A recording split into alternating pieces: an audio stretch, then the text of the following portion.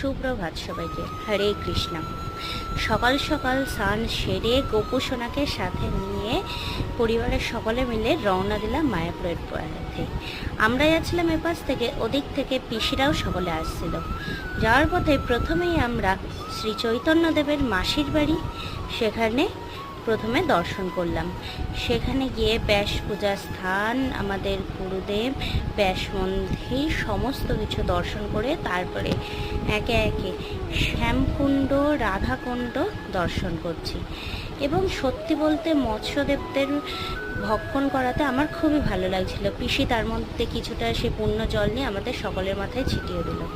কি সুন্দরভাবে সমস্ত মাছগুলো আমাদের দেয়া খাবারগুলো খাচ্ছিল, দেখতেই খুবই অসাধারণ লাগছিল। হ্যাঁ, এই পার্টটা একটা পার্টে আমি দিতে পারছি না, অনেকগুলো পার্ট আসবে একে একে। এটা পার্ট 1।